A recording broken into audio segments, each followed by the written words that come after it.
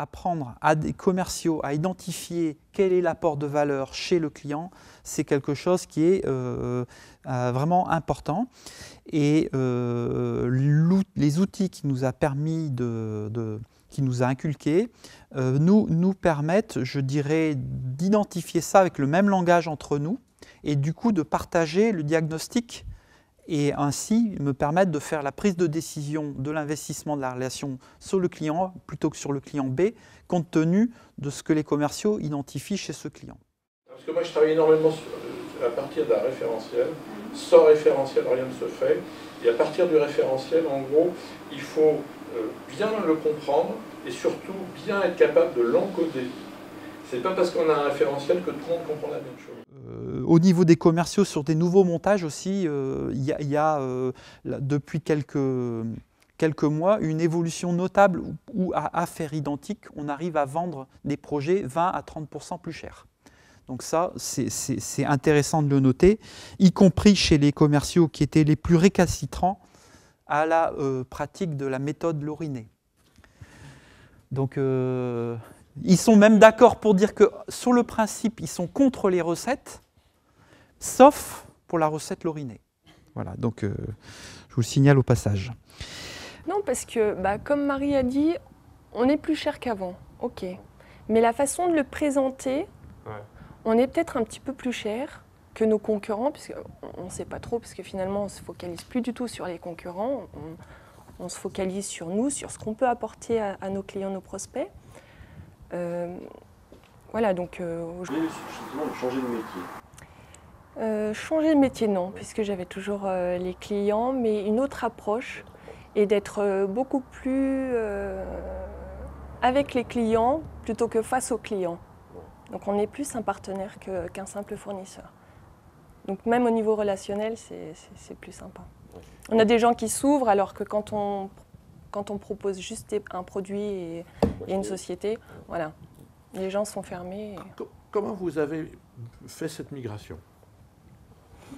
En écoutant comment on en est arrivé là, comment Marie a suivi ce parcours, ce changement. Et voilà, j'ai dû comprendre qu'en fait, il y avait eu un gros travail de fait sur remettre en cause ce qui était fait avant, garder le bon et faire évoluer toute l'équipe.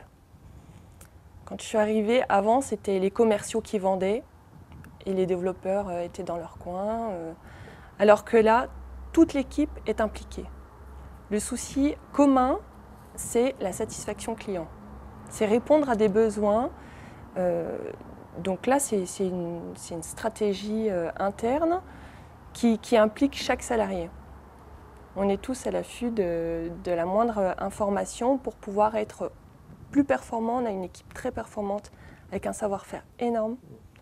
Donc tout le monde cherche à évoluer et à répondre encore plus et être au-delà des limites. Donc autour de la valeur ajoutée. Autour de la valeur ajoutée, parce qu'on peut effectivement retrouver du chiffre d'affaires en baissant nos marges, en baissant les prix, mais c'est une fuite en avant. Hein. Ne plus se considérer comme un sous-traitant. En fait, c'est un changement d'état d'esprit. Alors, à nous aussi de choisir les clients avec lesquels on a envie de travailler comme ça.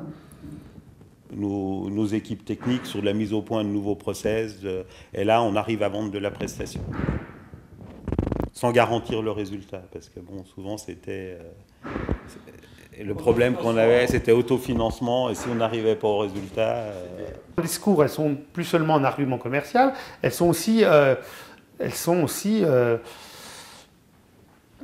plus qu'un argument commercial. C'est-à-dire aujourd'hui, elles sont, comment dire, elles rendent visible, et puis elles rendent visible la différenciation.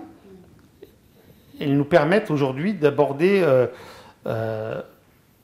des nouveaux marchés. Elles nous permettent d'aborder, j'ai envie de dire, de vendre plus cher que la concurrence. Je dirais que pour moi, le compagnonnage, c'est l'accompagnement dans le temps du changement d'état d'esprit. Voilà. Le principal, c'est ça. C'est changer d'état d'esprit. Changer son positionnement, parce qu'après, le reste, ça vient tout seul. Mais voilà, Le principal, c'est de changer son état d'esprit et d'être accompagné dans ce changement d'état d'esprit au fur et à mesure où on avance. Parce qu'à partir du moment où on est à l'aise dans ce changement d'état d'esprit et qu'on a un autre positionnement, bah, c'est beaucoup plus facile au niveau de toutes les négociations. Je vous donne un exemple concret.